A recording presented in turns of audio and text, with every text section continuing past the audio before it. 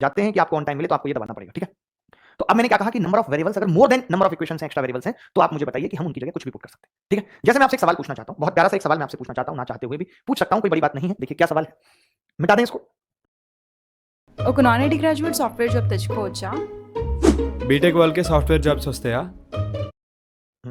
देखिए मैंने एक सवाल आपसे पूछा कि भाई x plus Y plus Z बराबर 10 और x minus Y plus Z बराबर 5, ये मैंने आपसे पूछा, ठीक है। ये मैंने आपसे पूछा भाई। अब मैंने आपसे ये पूछा जब, तो मैंने देखा कि आपसे सवाल में पूछा हुआ है कि twice of Z plus x का स्क्वायर, ये आपसे पूछ लिया कि ये बताओ भाई क्या होगा। Twice of Z plus x का स्क्वायर आपसे पूछ लिया क्या होगा, तो बताइए क्या हो सकता है। तो आपने सबसे पहले देखा कि इक्वेशन कितनी है। मैं यहाँ पे दिखाना चाहता हूँ, कई बच्चे इतने नादान होते हैं, गांव देहात से हमारे साथ जुड़ रहे हैं, कि उन्हें यही नहीं पता इक्वेशन कितनी है। इतने नादान हैं, इतने उनके प्यार में भी इक्वेशन बन जाती है, ट्राइंगल, क्वाड्रेटल, पॉलीगन बन जाते हैं, बेचारे समझ नहीं पाते। फिर हम उनके मेल मैसेज आते हैं कि सर बहुत हो गया, I will go through the suicide, ऐसे वो बोलते हैं। तो ये उन बच्चों के लिए इक्वेशन कैसे पता करते हैं, अगर यहाँ पे एक बराबर है, यहाँ पे एक बराबर, यानी दो इक्वेशन। वेरिएबल कितने हैं, 1 2 3। वेरिएबल कितने हैं, 1 2 3, X minus Y plus Z, ठीक है। तो अब मैंने इसके बाद आपको क्या बात बताई, मैंने इतनी छोटी सी आपसे बात बताई कि भाई x plus Y plus Z बराबर 10 है, x minus Y plus Z बराबर 5 है। तो जब एक्स्ट्रा वेरिएबल्स हैं तो मैं अपनी मर्जी से कुछ भी कर सकता हूं। मैंने क्या किया, जेड को जीरो कर दिया आसान बनाने के लिए। फिर एक बच्चा कहेगा वाई को भी कर दो, मैं नहीं कर सकता, मैं नहीं कर सकता। आप खुद भी देख सकते हो कि अगर मैं वाई को जीरो करूंगा तो एक बार x 10 आ जाएगा, एक बार x 5, कभी ऐसा नहीं होगा। यहां सिर्फ एक वेरिएबल एक्स्ट्रा है, यहां सिर्फ एक वेरिएबल एक्स्ट्रा है, तो इसका मतलब कि एक ही को कर सकते थे। अब x निकालना पड़ेगा, मैंने जोड़ दिया इसको, तो 2x कितना आ गया, 15, यानी x का मान कितना आ गया, 7.5।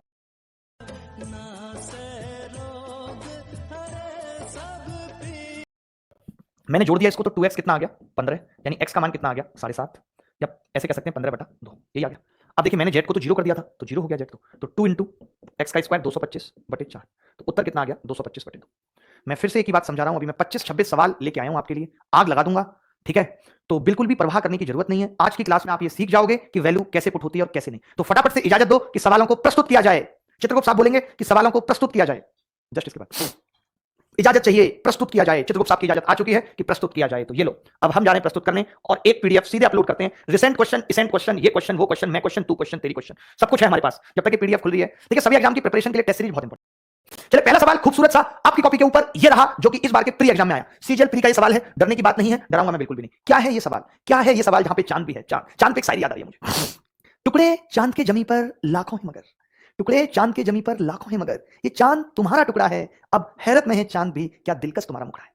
तो ऐसे तारीफ करोगे तो बात लंबी बनी रहेगी। a प्लस बी प्लस सी 7 है, a की क्यूब बी की क्यूब सी की क्यूब माइनस 3ab 175 है। तो आपसे पूछ रहा है a plus B C plus C का मान क्या हो। देखिए बड़ी प्यारी सी बात बता रहा हूं हर बच्चे को कि देखिए आपको समझना है कि ab जो है, ab मैं फिर से समझा रहा हूं कि abc 3 वेरिएबल है और 2 इक्वेशन है, abc 3 वेरिएबल है और 2 इक्वेशन है। बात क्लियर है नहीं? तो मैंने कहा ठीक है भाई। तो आपने क्या किया कि एक वेरिएबल एक्स्ट्रा है भाई, 2 इक्वेशन कैसे पता लगे, एक जी बराबर एक बराबर 2 इक्वेशन। तो मैंने क्या किया, c को जीरो कर दिया, c को जीरो कर दिया मैंने c को क्या किया, जीरो कर दिया। जब मैंने c को जीरो किया तो ये खत्म हो गया। मेरा सवाल इतना सा रह गया कि a प्लस बी बराबर 7, a प्लस बी बराबर 7, ठीक है। मैंने c को जीरो किया तो ये खत्म, ये खत्म। अच्छा जब मैंने c को जीरो किया तो जो पूछा है वो भी काफी हद तक खत्म हो चुका है। सवाल कितना रह गया, a की क्यूब प्लस b की क्यूब बराबर 175।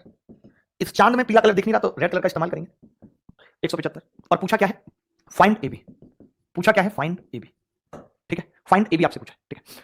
तो मैंने कहा देखिए कोई बड़ी बात नहीं है, इसकी क्यूब कर देते हैं। अभी मैंने आते ही फॉर्मूला बताया था, तो a की क्यूब प्लस b की क्यूब प्लस 3ab जो पूछा है, और a प्लस बी बराबर 7 की क्यूब कितना होता है, 343, यही होता है। आपको मालूम है कि इसका मान दिया हुआ है भाई, आपको इसका मान आपको दिया हुआ है, तो हमने इसका मान लिख दिया 175, तो 3ab और ब्रैकेट में 7 बराबर 7 की क्यूब थी। तो हम ये भी कर सकते थे, देखिए कि कई बार जरूरी नहीं होता आपके 343 लिखें, जरूरी नहीं होता, आप सिंपल लिखते 7 की क्यूब और माइनस 175। इससे फायदा क्या होता है कि जब आप 7 से भाग लगाते हैं, देखो प्यार से कितने प्यार से भाग लग रहा है कि 7 से भाग लगा रहा हूं तो यहाँ पे पावर 2 बच जा रही है, यहाँ 7 दूनी 14, 7 पंजे 35। तो मैंने देखा कि ये 49 माइनस 25 बच रहा है। एक एक लाइन में लिख रहा हूं ताकि कोई भी गरीब बच्चा गणित में उसको समझ में आए। 24, 3 से इसको काटूंगा तो कितनी बार कटेगा, 8 बार। तो ए बी का मान कितना आ गया, 8। देखिए आपको समझा रहा हूं इसलिए इतना वक्त लग रहा है, वरना तो मैं ऐसे सवाल चुटकियों में कर देता हूं, वरना मैं ऐसे सवाल चुटकियों में कर देता हूं। मैं फिर से कह रहा हूं कि हमने सी को जीरो लिया, हमारा सवाल आसान हो गया, वरना इस सवाल को करने के लिए इस फॉर्मूले की जरूरत पड़ती। मुझे नहीं पता कि फिर इसमें कितना और टाइम लगता, नहीं लगता, ठीक है। बट अभी हमने सवाल को बहुत आसान तरीके से किया। देखिए एक सवाल जरूरी नहीं है एक सवाल से कॉन्सेप्ट समझ में आ जाए, अगर एक सवाल से आ जाता तो मेरी क्लास यहीं खत्म हो जाती, बट मैंने नहीं की यहाँ खत्म क्लास। मैंने कहा कि अभी वक्त है, मैं आपको समझाऊंगा, मैं इतने सारे सवाल लेके आऊं, सब कराऊंगा, ठीक है। शाम को 5 बजे से आज क्वाड्रिलेटरल स्टार्ट हो रहा है, रेक्टेंगल एंड स्क्वायर। क्या आपने कमेंट सेक्शन में लिंक पिन कर दिया है, वैल्यू पुट करनी है, क्या करनी है। अब देखिए वैल्यू पुटिंग में समस्या कहां है, फिर समस्या वहां है जहां 0/0 फॉर्म बन जाए, क्योंकि 0/0 का पता नहीं है। 0/0 1 के बराबर भी हो सकती है, 2 के बराबर भी हो सकती है, अनिश्चित होती है, इनडिटरमिनेंट होती है, इनडिटरमिनेंट होती है। 0/0 इनडिटरमिनेंट होती है, बात समझ रहे हैं नहीं? सवाल में दिक्कत वहां है जहां 1/0 होता है, 1/0 भी इनफाइनाइट होता है। तो ये दो चीजें वैल्यू पुट करते वक्त हमारे दिमाग में रहनी चाहिए कि इनमें से कुछ भी नहीं होना चाहिए किसी भी स्थिति में। 0/0 1 2 3 इनडिटरमिनेंट, 1/0 इनफाइनाइट। तो फिर हम क्या वैल्यू रखेंगे, आप मुझे बताओ। क्या मुझे कोई कोरिया का बच्चा आप में से बता सकता है कि कितनी इक्वेशन दी हुई है? तो आपका जवाब होगा इक्वेशन 1 है, 1 है। वेरिएबल कितने हैं, 2। मैंने कहा कि क्या मैं किसी को जीरो पुट करना अफोर्ड कर सकता हूं? आपने कहा ना बाबा ना, क्यों? क्योंकि अगर आप जीरो से भाग करोगे तो इनफाइनाइट बन जाएगा। इनफाइनाइट सिर्फ एक ही जगह आपके जीवन में काम का बचा है कि जब वो आपसे पूछे मुझे कितना प्यार करते हो, तो आपको एक जवाब देना है इनफाइनाइट, बस। इसके अलावा आपके जीवन में इनफाइनाइट का कोई यूज नहीं है। सच्चाई है, सच्चाई है। तो हम अब क्या करें, हमने कहा कि भाई हम सी को क्या करते हैं, तो आपने कहा सी को ऐसा करो गुरु 1 मान लो, ठीक है, हमने कहा 1 मान लेते हैं। हम 2 को मान सकते हैं, एक इक्वेशन है, 3 वेरिएबल, 2 एक्स्ट्रा है, 2 को मैं कुछ भी मान सकता हूं। मैंने कहा 0 मान नहीं सकता, तो फिर ज्यादा लंबी कैलकुलेशन ना है, बी को भी 1 मान लिया। आपने देखा कि जब मैंने बी और सी दोनों को एक एक मान लिया तो मेरी इक्वेशन आ गई a + 2 = 0। सबको नहीं मान सकता, कोई लड़का कहेगा a को भी 1 मान लो, पागल है, 1 1 1 3 कभी 0 के बराबर हो सकता है, तो a कितना आ गया -2। माना मैंने सिर्फ बी और सी को, a तो मेरा इस इक्वेशन से आया -2, रख देता हूं यहां पे 4/1 प्लस 1/-2 प्लस 1/-2, यानी ये आ गया 4 - 1 बराबर 3। अब मैं फिर से वो सवाल पूछता हूं जो हाल फिलहाल पेपर में पूछे गए हैं।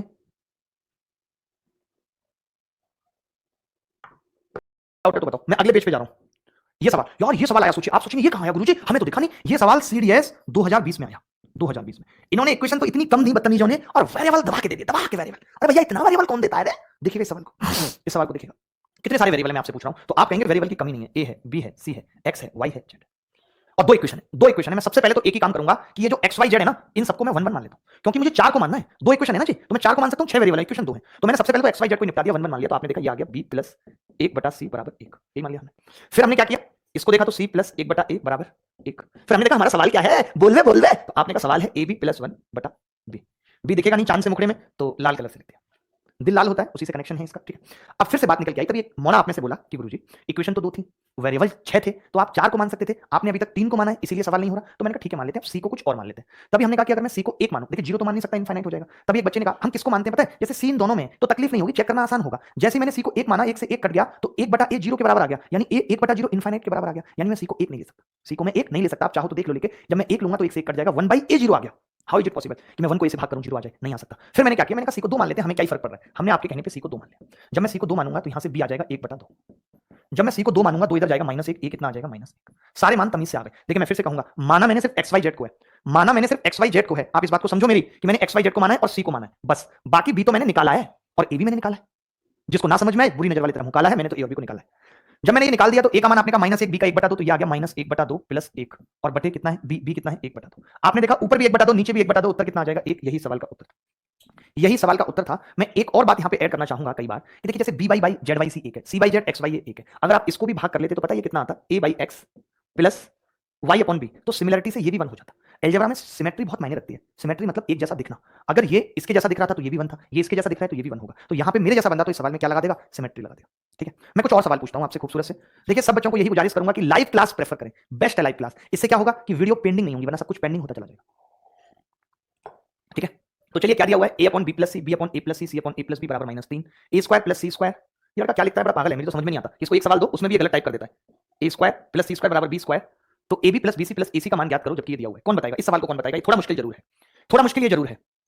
बहुत अच्छा सवाल है ये, बहुत अच्छा सवाल लगा मुझे। मैं आपसे जानना चाहता हूं कितनी इक्वेशन है, मैं आपसे पूछना चाहता हूं कितनी इक्वेशन है। तो आपका जवाब होगा, सारे लोग जिनको भी पसंद आ रही है क्लास उसे पसंद करेंगे, पसंद का बटन दबाएंगे, और अगर नहीं भी पसंद आ रही है तो समझने की कोशिश करेंगे ताकि पसंद कर पाए, ठीक है।